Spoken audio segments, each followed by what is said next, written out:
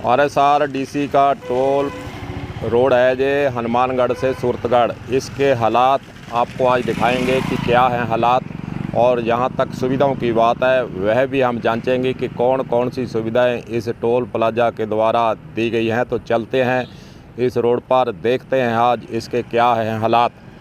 देखो जी, हनुमानगढ़ के अंदर चल रहे टोल प्लाजे जनता का खून चूसना बंद कब करेंगे, यह सबसे बड़ा सवाल उठ खड़ा हुआ है। यह बात हम इसलिए कह रहे हैं क्योंकि 15 सालों से लगभग हनुमानगढ़ के अंदर टोल प्लाजे चल रहे हैं। सड़क लागत से 3 गुना पैसा कमा चुके हैं, फिर भी जनता का पीछा नहीं छोड़ रहे हैं। विधानसभा चुनाव 2023 में पूर्व मुख्यमंत्री वसुंधरा राजे ने लाहौर एक सभा के अंदर कहा था, बीजेपी सरकार राजस्थान में आती है तो स्टेट टोल प्लाजे आते ही हम बंद कर देंगे। सरकार तो आ गई, पर वसुंधरा को अब कौन पहचानता है। सत्ता किसी और के हाथ में।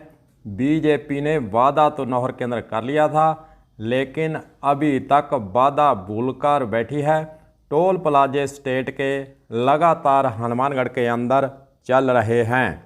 टोल रोड पर प्रत्येक व्यक्ति अपना वाहन लेकर जाता है और निश्चित राशि टोल वसूली उससे की जाती है, भुगतान उससे किया जाता है। आर्थिक नुकसान उसे ज़रूर होता है, लेकिन उसके बदले में महत्वपूर्ण जो सुविधाएं होती हैं, लाभ प्राप्त करने का वह हकदार होता है और साफ सुथरी सुविधाजनक यात्रा का अनुभव उसे मिलना चाहिए। खड्डेनुमा सड़कें होती हैं, और सुविधाओं की बात करें तो टोल प्लाजों पर सुविधाओं के नाम पर कुछ भी उपलब्ध नहीं पाया जाता है। यहाँ तक कि आपका अगर वाहन टोल रोड पर खराब हो जाता है, तो आपकी गाड़ी में कोई समस्या आ जाती है, आपातकालीन स्थिति हो जाती है, तो आपको आपातकालीन सहायता नहीं मिल सकती है। गाड़ियों के टायर बदलने, वाहन खराब होने पर मैकेनिक बुलाने, वाहन को टोचन करने की सुविधा भी शामिल है, जो कि टोल रोड पर सफ़र के दौरान आपको कोई मेडिकल की आवश्यकता है तो भी डॉक्टर की सुविधा नाम मात्र के वहां पर दवाई रख कर की जाती है। जब तमाम ऐसी सुविधाएं हैं जो कि आपको इन टोल प्लाजों पर नज़र नहीं आती है। हनुमानगढ़ सूरतगढ़ रोड पर टोल प्लाजा, उसकी हालत आपके सामने है। शौचालय टूटे पड़े हैं, गेट भी टूटे पड़े हैं, वहां पर किसी भी प्रकार की सुविधा नहीं है। आपातकालीन सुविधाओं के नाम पर कुछ भी नहीं है, बंद पड़े हैं। यह खोखे मात्र खोखे नज़र आते हैं, और साफ़ सफाई का वहाँ कोई ध्यान नहीं, गंदगी पथरी रहती है। अगर हम टोल प्लाजों पर सुविधाओं की बात करें तो नए टोल प्लाजा रिडकोर के और नए टोल प्लाजा RSRDC के अंदर जो सुविधा हैं वह देखने के आपको नहीं मिलेगी। ना कोई वहाँ पर डॉक्टर है, ना कोई एम्बुलेंस है, ना कोई वहाँ पर सड़कों पर सफ़ेद पट्टी आपको नज़र आएगी। सांकेतिक हालांकि सड़क से गायब हो चुके हैं।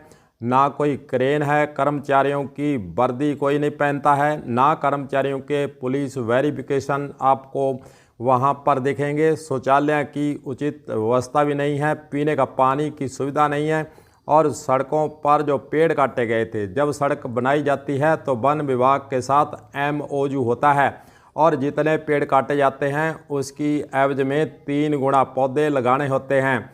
MOU हो गया, लेकिन वन विभाग भी सो गया। उसके बाद सड़कों पर पेड़ जो पौधे लगने थे वह भी नहीं लगाए गए। कुछ खाना पूर्ति की गई, लेकिन अनदेखी की गई। जो प्रदूषण फैलने से हमारे को पेड़ पौधे बचाते हैं, उसका नामो निशान सड़कों पर आपको नज़र नहीं आएगा। और पर्यावरण संरक्षण के लिए जो काम टोल प्लाजा कंपनियों को करना था वह हनुमानगढ़ ज़िले के अंदर नहीं हुआ। खड्डे आपको सड़कों पर मिलेंगे। टोल प्लाजा रोड जो होती है, टोल रोड होती है, उस पर खड्डा कहीं भी नहीं होना चाहिए, यह नियम है। लेकिन खड्डे आपके सामने हैं, कोई सुनने वाला नहीं, कोई देखने वाला नहीं, कोई इनको कहने वाला नहीं।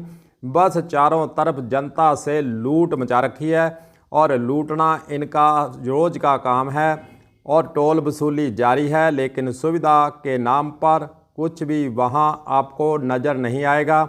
और सड़कों पर निराश्रित पशुओं की बात करें तो वह भी नियम है कि सड़कों पर इस प्रकार के पशु नहीं आ सकते। इसलिए जब गाड़ी स्पीड में होती है तो फिर इन पशुओं से टकराती है, फिर उसके बाद दुर्घटनाएं होती हैं, नुकसान होता है। यहाँ तक कई बार कईयों की मौत भी हो चुकी है, लेकिन टोल प्लाजा कंपनी को इससे कोई सरोकार नहीं है और उससे कोई उन्होंने इस प्रकार की कोई व्यवस्था नहीं की है कि सड़कों पर पशु नहीं आए। हालांकि इस प्रकार की व्यवस्था पर नेता भी चुप हैं और अधिकारी भी चुप हैं, किसी को कोई सरोकार नहीं है और PW विभाग आंख मीच कर इन टोल प्लाजा कंपनियों के जो अवधि है, टोल वसूलने की अवधि है, उसको आंख मीच कर बढ़ाने की यहाँ से अनुशंसा कर देता है और नेताओं की होती है जेब गरम। उसके बाद फिर टोल प्लाजे जो बंद हो जाने चाहिए थे वह अवधि आगे बढ़ाकर लाते हैं और जनता का लूट का जो काम है वह लगातार हनुमानगढ़ ज़िले के अंदर जारी किए हुए हैं।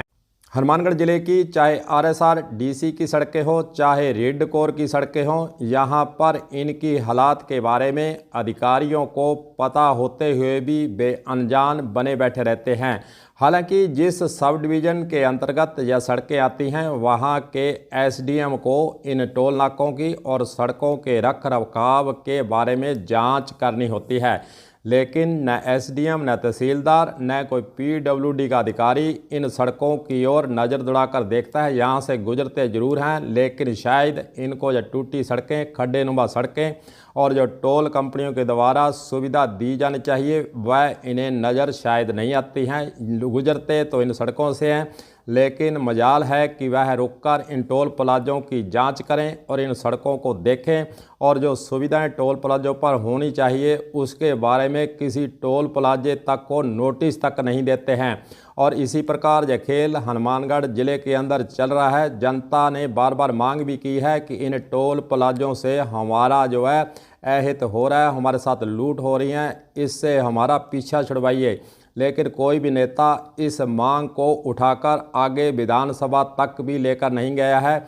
विपक्ष भी यहाँ पर चुपचाप जो सारा नज़ारा देख रहा है। सारी इस प्रकार की जो लूट हनुमानगढ़ ज़िले के अंदर हो रही है उसको देखकर वह भी अभी तक चुप है। कोई विरोधी दल का नेता या विधायक अभी तक इस मुद्दे पर नहीं बोला है, न किसी ने अभी इसकी मांग की है कि टोल प्लाजों से हनुमानगढ़ ज़िले की जनता को छुटकारा दिलाया जाए। अब देखते हैं कि हनुमानगढ़ के जो विधायक हैं, विरोधी दल के विधायक हैं, चाहे कोई निर्दलीय विधायक है या फिर सत्ता पक्ष का विधायक है, क्या इन टोल प्लाजों जो स्टेट के टोल प्लाजे हैं इनसे छुटकारा दिलाने के लिए जनता के हित में कोई आवाज़ उठाते हैं या फिर वह भी चुपचाप इस नज़ारे को देखते रहते हैं। कलम न्यूज़ के लिए गुरदेव सिंह सैनी की हनुमानगढ़ से खास रिपोर्ट।